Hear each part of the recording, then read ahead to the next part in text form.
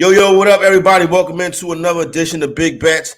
It's your boys, your favorite homies, Corey Parson, the fantasy executive, my guy, Johnny V, JVTV, getting you ready for what we got week 4 of the season coming up right here.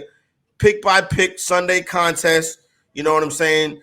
Johnny, this is not no uncredible shit, right? Like Johnny is in the Circa Millions contest, right? So he's gonna have to get, we got to win. We're not just up here talking. There's a lot of research and development that goes into this. So hit that subscribe button, hit that like button, and hit the window with us. JV, what's good, baby?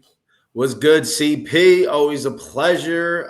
Dude, this is a big week. This is, especially in the Circa contest, this is the end of the first quarter. That's Unfortunately, I don't think I'm going to qualify for any of the top prizes or even the booby prize. But it's always important because you just got to keep stacking those wins. So it's definitely good that we're able to get a chance to, kind of chop it up. I can run some things by you and get after it, give the people some winners. No doubt. So let's get into game 1 right now, the first game of the week. I'm not a real big betting the overseas games, international series. I don't like betting the London games, so I'm letting you know right now this is not going to make my ticket. But Jacksonville Jaguars laying 3.5 in their second home out there across the pond. They bring the Atlanta Falcons over. The point spread is 3 straight up. Johnny, a lot of people came into this season with high hopes on the Jacksonville Jaguars. So far, as we close the first quarter, we haven't really seen those high hopes come to fruition. But yet, a team that's still going to be in the mix in the AFC. Yeah, I mean, Jacksonville, it's hard to sit here and say we expected them to just click right out of the gate. They probably over-exceeded expectations last year.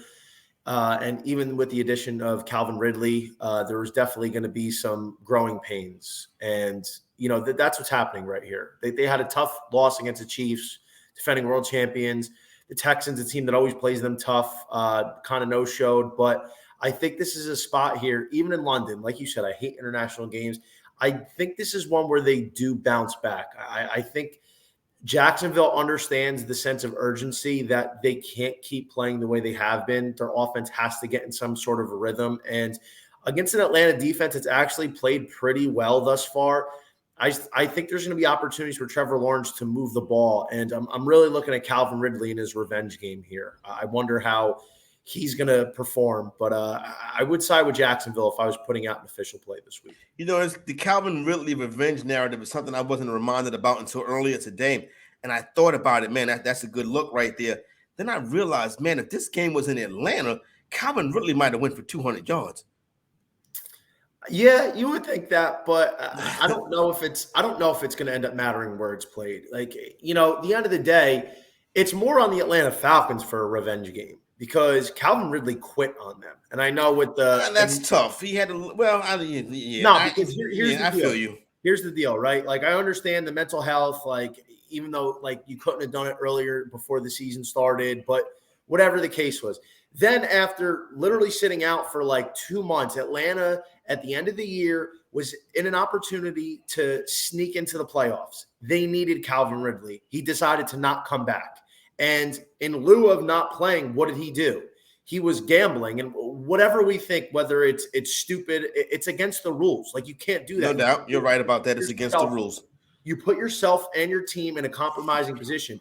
Now, Atlanta elects to not bring you back, and quite frankly, it didn't even look like he wanted to come back. So it's not like Atlanta did Calvin Ridley dirty. It was the other way around. So I'm not buying the fact that Ridley is out for revenge because, quite frankly, it's the other way around. But nevertheless, I feel like players get a little extra juice when they're going against their former teams. And, Calvin Ridley, 66.5 receiving yards. I'd probably look at the over there, even though he's probably going to be drawing some A.J. Terrell, who is one of the best young corners in football.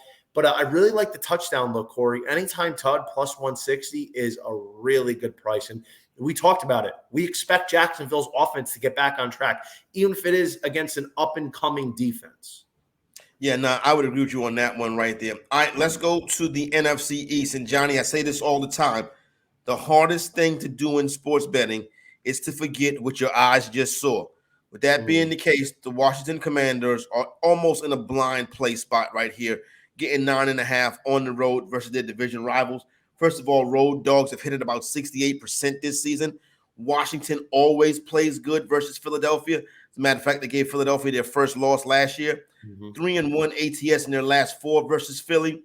But here's my main problem that scares me about this. Bad offensive lines don't get better on the road. They get worse on the road. Washington currently has a bad offensive line. I'm taking the 9.5, but it's going to be on the side, small unit. You know what? I don't have an official play, and I probably won't give one out here because kind of to the tune of what we were talking about, forget what you just saw and what they did last year. Like Washington's in kind of a desperation spot. I think this is one where, not desperation in the sense that they have to win because they already have 2 wins, but in the sense that if they want to really contend in the NFC, this is a statement game for them. And they're just not as good as Philly, though, Corey. They're not. But Philly hasn't played tough. their best. Philly has not played anything close to their best. And I do think Philly wins this game, no question. But I'm going to stay off the spread. It's ticking up to 9.5 on DraftKings, still 8.5 on FanDuel. I do like the look of A.J. Brown, anytime touchdown, plus 130. I like Jalen Hurts, of course, minus 125 to get in the end zone. But side-wise, I'm probably going to stay off this one because the spread's a little bit too big in a divisional game where this is the kind of spot Washington could rise to the occasion.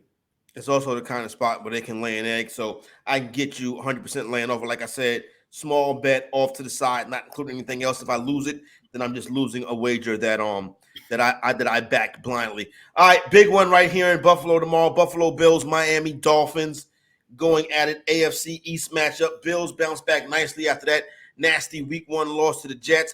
The Miami Dolphins are the talk of football this week. The innovation on offense. Mike McDaniel and the crew going to Buffalo where they have struggled at. This is a spot where the Buffalo Bills against the Miami Dolphins in Buffalo. This has been a big Bills spot for a number of years now. I think the same thing happens this week. Fantasy executive laying the 2.5 with the Buffalo Bills. So you just alluded to it. Miami hasn't won in Buffalo since 2016. They've lost 11 of their last 13, I believe, against the Bills. It's not been great for Miami against this team, but this is the dawn of a new day. The one thing that concerns me if you're Buffalo, Jordan Poyer's not playing. Aside from being a good safety, he's kind of the captain of that defense. He wears the green sticker on his helmet. He commands the calls on that defense. That being said, the thing that really, makes me hesitate on the Dolphins is the fact that their defense is not something that I feel confident about playing. They got smoked by the Chargers. They didn't really play well against the Patriots for the most part. New England kind of shot themselves in the foot. The Pats were able to move the ball on them to some degree. They were in a position to win that game late. And obviously Denver's Denver. So going against Josh Allen here, I think Allen will have his way. It's a high total at 53.5. I think this could turn into a track meet. The one thing to look at, will Buffalo implement that cover 2 shell to keep Tyreek Hill at bay, kind of the way New England did? If the answer is yes, and the Dolphins end up running the ball a little bit more, I still like Buffalo in this spot. I don't love the 3, so I'd probably take the Bills on the money line. I do think Buffalo, in the interest of my circa millions, will make it on this card. It's probably the last time I'll go against Miami and let the chips fall where they may. Yeah, no, I agree with you on that. Trust me, I've been burnt going against the Miami Dolphins so far this season. It has not been pretty. They got me a couple times last year as well, but this will be the last time. If they pull this one out, then I'm not going against them no more because when I do go with them, they will definitely win the game. It's kind of a stinker right here. Minnesota Vikings laying 4.5 versus the Carolina Panthers, right? And the reason why I say it's a stinker because both of the teams stink. So there you go right there. That's a pretty simple explanation. Vikings and Panthers. The Panthers can't stop the run all of a sudden. The offensive line stinks all of a sudden. It looks like Frank Reich's going to end up being a bad hire for this franchise because they're going backwards because there is some talent on this team. The Minnesota Vikings are who they thought I was. I thought they were going to be fraudulent, but I really can't pull the trigger on the Panthers right now, not the way that they're playing. With that being said, I'm not taking 4.5 with Kirk Cousins anywhere near no window, but that probably is the play. I'm actually going to disagree with you on this one because I the Viking in the terms that I really like this game. Really, it's on the surface it looks like a gross game, but if you do a little bit of a dive here, you're going to notice that Bryce Young's probably going to play. This is a guy that is very reliant on his mobility, dealing with a bummed ankle. He's not adept at passing from the pocket consistently yet. Even when he's using his legs, it's not to the fact that he's crippling defenses. I actually think it's a downgrade from Andy Dalton, believe it or not. At this point in his career, I agree with you. Yes, 100%. And, the Vikings have played good games on offense. Like, if you look, they moved the ball against Philadelphia. They really moved the ball against the Chargers. They're a team that, was expected to have a regression, but they're not as bad as an 0-3 team. I think they go into Carolina, they win convincingly. I'm putting 2 of them in my circa million pools. All right. Big one. I think Minnesota wins convincingly, maybe by double digits. Justin Jefferson is on another planet right now. Kirk Cousins is playing on another planet. I think the Vikings get back on track, and Carolina, it's going to be dark days ahead for this franchise for at least the next month. Yeah, I think this is going to be a quick head coaching change yet again in Carolina. But real quick, before we move on, Kirk Cousins. Go ahead. Before we move on, I apologize. Adam Thielen? Okay. Adam Thielen revenge game. You nailed it on the head. This is one where I think Thielen has a good game. Could see him getting in the end zone. That's north of 2-1. Maybe if you're feeling a little frisky, we do a revenge game parlay week with Thielen, Calvin Ridley, and give a little teaser. I think maybe Ezekiel Elliott finds the end zone against his former team. That's a pretty penny, that little parlay. If you're looking for like a little fun, a little something extra to root for, you want to throw $25, $50, whatever the case is. I do think Thielen builds off that good game against Seattle because the Vikings can't cover anybody. Yep. All right. So, listen, I have no problem with that one right there. I think it is a good look right there. A little wagertainment, revenge game parlay. Ridley to score, Thielen to score, Zeke to score. Who's going to score in the Bengals and Titans game? That is the question that we'll be asking now. Joe Burrow not looking healthy still, but the Bengals go on the road versus the Titans team who can't stop the pass, can't move the football. Bengals on the road laying 2.5. Give me the Cincinnati Bengals. Take it to the window. Bengals, another play on my card this week. They're going to be in my circa million entries as well. I do like Cincinnati. If you look at the past history between these teams, the Bengals have had the Titans number, and the main reason why is they've been able to plug Derrick Henry. They really make a commitment to stopping the run, and everything in this Titans offense runs through the king. The line is way worse than it's been in years past, and as a result, Henry hasn't looked like the guy we've seen. He's been getting hit as soon as he gets the ball. He has no room to maneuver or anything like that. And, Ryan Tannehill looks like he's never picked up a football. The Titans just got clapped by the Browns. Horrible now. And look what the Bengals front seven did against the Rams. They absolutely harassed Matthew Stafford on Monday night. Joe Burrow doesn't look like himself, but I think they finally understand the simple concept that we as fans scream at our TVs every Sunday. Just keep peppering the superstar. Jamar Chase, he had a big game on Monday night, and there's nobody in this Titan secondary that's going to be able to contest with that. T. Higgins won't have 25 drops like he did on Monday, and I think the Bengals are a good play here. Joe Burrow is going to be able to do enough, and let me tell you something, dude.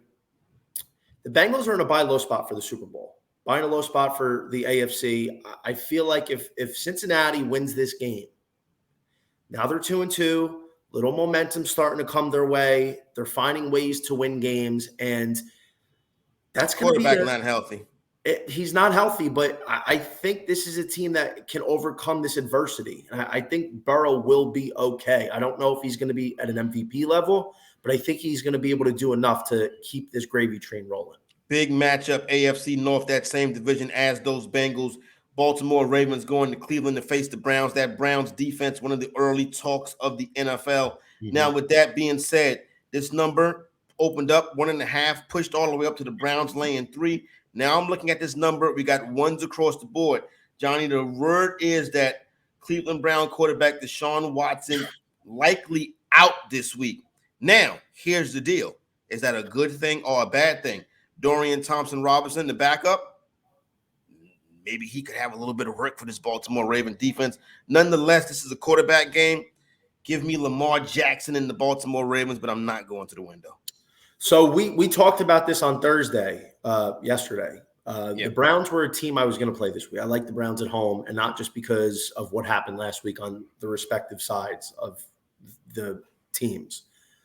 I just think Cleveland's roster right now is a little better. The defense is really helping carry this unit. I expect the Ravens to bounce back now. If Deshaun Watson is not going to play, or even in this case, he's not playing healthy, I think I'm going to switch my pick and go to the Ravens. I put Baltimore in the Circa Million this week. Feel like they're not going to lay 2 eggs in a row. And if you don't have Deshaun Watson, it's Johnny, a downgrade for all the receivers. This doesn't feel like a game where Watson was going to be highly effective anyway. That's why I'm worried this kid could actually do a better job than Deshaun. You think? Deshaun was good last week versus that Titan defense.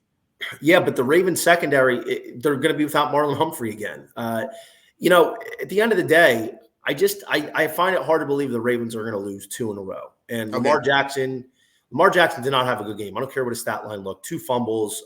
He looked out of sorts, especially in the second half of the game. The Kenyon Drake fumble turned everything around against Indianapolis.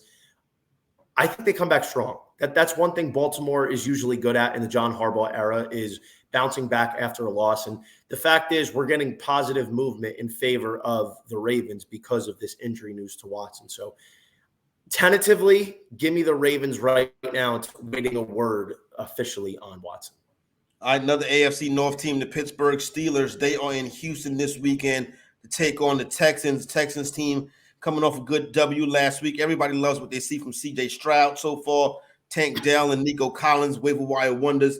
If you're a fantasy guy, are the Pittsburgh Steelers. After that slow start, but now they go to the back-to-back road games. This one in Houston. Man, this is a tough game right here. But I'm going with the Pittsburgh Steelers, and I'm taking it to the window. So this line got out to 3. This is nothing official on my card, but I'm going to go with the Steelers as well, even though I hate betting Kenny Pickett. Houston is a lot of fun to watch right now, dude. They're explosive. I love what C.J. Stroud is doing. He looks legit, and he's getting a lot of opportunities to pass the rock. This is a very deadly Pittsburgh defense, especially in the pass rush department with T.J. Watt healthy and wreaking havoc. Laramie Tunsil, the notable offensive tackle for Houston, is out. They're out another offensive tackle. I think C.J. Stroud could be under constant duress, and there's enough playmakers on this Steelers offense to kind of, neutralize an up-and-coming Houston defense. D'Amico Ryans is really instituting a nice defensive philosophy in Houston. It's been a pleasant surprise to see them. But I think the Steelers find a way to eke this one out. Would probably just take the Steelers on the money line. But, again, this is nothing official for me because this is a gross game. Yeah, Kenny Pickett special. Rams and Colts, I think this is a gross game as well. Myself, this seems like the hardest game on the card this week. The handicap for me, Johnny, has been Rams and Colts. Ultimately, not going to the window with this one. The Colts, this line has bounced around all week too. Right now, the Colts are laying that 1. I go ahead and take the Colts on the money line.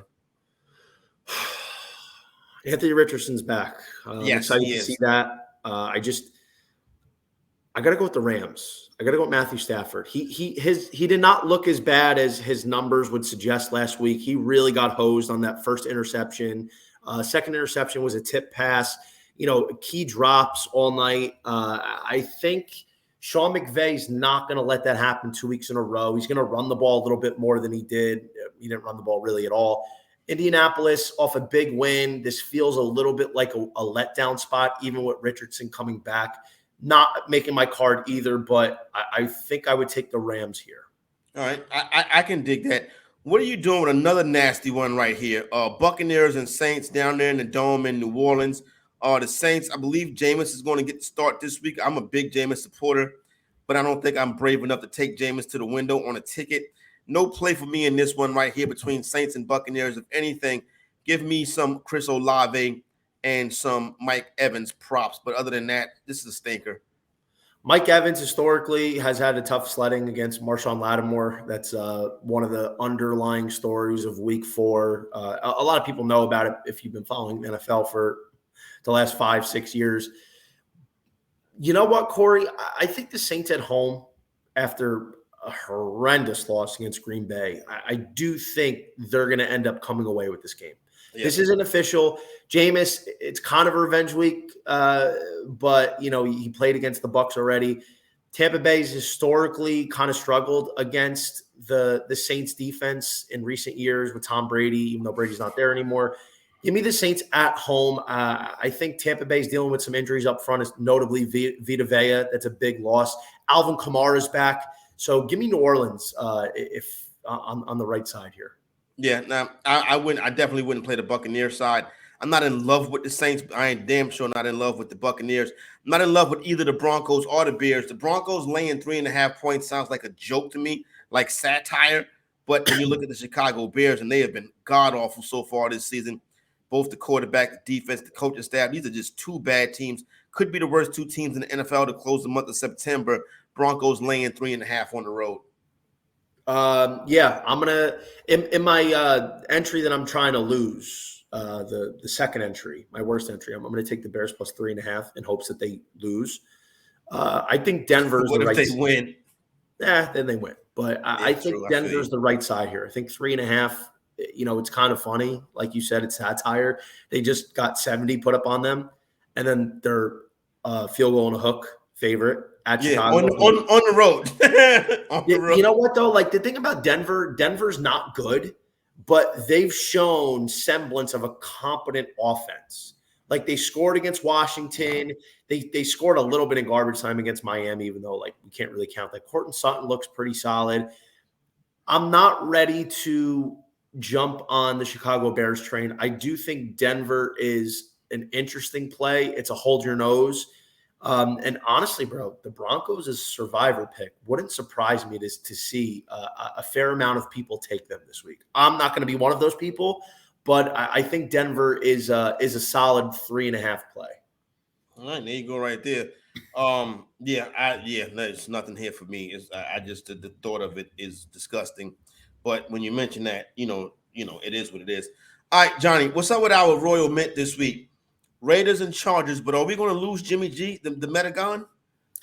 I love that. I love that you started saying that. That warms my heart. My Italianness is transferring to you through osmosis. Yes. You know what? To me, bro, it doesn't matter if Jimmy G is playing or not. It's just a number, period. Okay. He does not move the needle for me. You're what right. does this guy do? You know what I'm saying? Throw the ball to Devontae Adams. That's what he do. Yeah, but honestly, bro, we could do that. You just throw it up to number 17, let him go make a play. Tay is all world, bro. Tutties for Tay is my favorite cause in football that I made up. And honestly, if I ever meet Devontae Adams, I'm going to tell him you have to create a foundation called Tutties for Tay, and I get a royalty out of it. Okay. That being said, it is a Royal Mint spot, Corey. You alluded to it. It's coming down a little bit. It was 5.5. Now it's getting down to 4.5. Even with the news that Garoppolo may not play. The Chargers going to probably be without Derwin James. Austin Eckler's not going to play. Center Corey Linsley's out. Austin Eckler out again this week. That means another week of Josh Kelly. Hey, fantasy people, don't put Josh Kelly in your lineup no more. 3 key injuries. Now, I think the Chargers end up winning this game outright. But give me the Raiders getting 5.5, dude. Royal Mint spot. I think it comes down to a late field goal. Usually LAC and LVR is a close one that comes down to the gun in the matchup of two highly incompetent head coaches. Who loses this game for their team first? Yep, I agree with you on that one right there. So I'm going with the Raiders. I'm also going to sprinkle the money line. We talked about being on the wrong side with Miami. I've been on the wrong side with the Raiders for the past 2 years. But in this Royal Mint spot right here, this is it, Raiders. If we don't do it this week for the fantasy executive, guess what? Done. I'm done with you. There you go. I'm out on it. Oh, by the way, we're due for a Royal Mint hint. We Carolina didn't come through last week. In position to Royal Mint 2-1 on the season. Yeah. So, remember the 2 ATS wins were also money line wins. Yes. And remember what I said. The Royal Mint doesn't always come home, but it comes home a lot more times than it doesn't. You find me a real trend in terms of lines that is more profitable and more successful than the Royal Mint. I highly doubt you are able to. All right, let's go. Cardinals and 49ers out there at Levi Stadium. Niners laying 14. Cardinals coming off being a 14-point dog, winning outright. Now they go back to being a 14-point dog, this time with the Niners. Are the Niners the team the Dallas Cowboys weren't? Will they lay the big? Yeah, this is a lay the big spot, but to be honest, I might go against the trend here. If I was going to take something, I think I might go with the Arizona Cardinals. They've really played hard, dude. They are a competitive bunch, and even though two of the recent games that these two teams have played, the Niners have won by several touchdowns. I still think there's possibility that the Cardinals are able to even backdoor this. The Niners are going to be without probably Deebo Samuel. I think Ayuk will be back, but I don't know. Laying 14 against a divisional opponent, Arizona would be the play. It's not official. And the Niners, for me this week, are the survivor pick. All right, there you go right there. I used the Niners last week. I don't know where I'm going to go this week. But it's going to be tough sledding. I tell you that. We're trying to figure it out. All right, let's go down to Big D. Dallas Cowboys, New England Patriots down there in Jerry's World. Cowboys open up 7. That number down to 6 now. Now, Zach Martin and Tyler Biadasz did practice this week, but this is a tough spot. I would take the number with the Patriots. I think Dallas wins the game. I think it's a close call game. Dallas wants to get ahead of you, sit their pass rush on you, and cause you to turn the ball over and abandon the run. New England's not going to do that. New England's not going to turn the ball over. They're not going to abandon the run. That's the recipe for beating the Dallas Cowboys, running the football and not sitting back and letting that pass rush cause your quarterback to make turnovers. This line was 7. Now it's 6. You find 6.5 still. Action coming on the Patriots. I just don't think Dallas is playing at a level right now that we can comfortably sit there and say they're a touchdown better than New England. I don't have a lot of confidence on the Patriots. I stayed off this game completely. I have absolutely no involvement, no exposure to this game whatsoever. But with this amount of points, Bill Belichick in Jerry's world, I probably would go with the side of New England, especially the struggles Dak Prescott's had. He's going to be facing a pretty good defense that knows how to take away your best weapons, led by Bill Belichick. So give me New England 6.5. I do think Dallas wins. They get a late score. And give me Ezekiel Elliott touchdown. I think he gets in the end zone in his former stomping grounds. Yeah, little Zeke Elliott touchdown, anytime touchdown scorer. I would agree with that. All right, New York Jets home in prime time. Jesus Christ. Versus the Kansas City Chiefs. Patrick Mahomes, Travis Kelce, and the crew being Taylor Swift, the Swifties, all in MetLife Stadium this weekend, Johnny V. That's right up your alley, right? Are you a Swiftie? No. Is that what they're called, Swifties, right? No. The only Swiftie I am is a vanilla and chocolate Swift. Okay. Not a swirl, a Swift on a cone with rainbow sprinkles. That's right. The only kind of Swift I am. I can't stand this narrative. I'm done with it, bro. I'm done with it. I never knew Shorty was this popular. Is this a good looking woman to you, Johnny? To me, I'm like, I don't see it. Listen, I'm not gonna start evaluating talent in that regard. All I'll say is I think Travis Kelce's previous relationships, I think I would probably lean that way. Taylor Swift's a very pretty girl and very popular, very rich, extremely talented, and worth a lot of money. But this does not factor into the play for me this week, Mr. Parson. But I do have some Taylor Swift, Travis Kelce props to close the show with. So you got to get into that in that round. But let's handicap this football game. The Kansas City Chiefs laying 9 on the road versus Zach Wilson. It's weird because this was 9.5. Now we're seeing 8.5. Somebody's confident in the Jets, bro. I don't know who it is. Zach Wilson looks like the leader of the Young Republicans Club. He can't hit Garrett Wilson when he's wide open. So I'm not taking anything with the New York Jets. The week 1 against Buffalo Bills because of Aaron Rodgers, that was the only one they might get from me this year.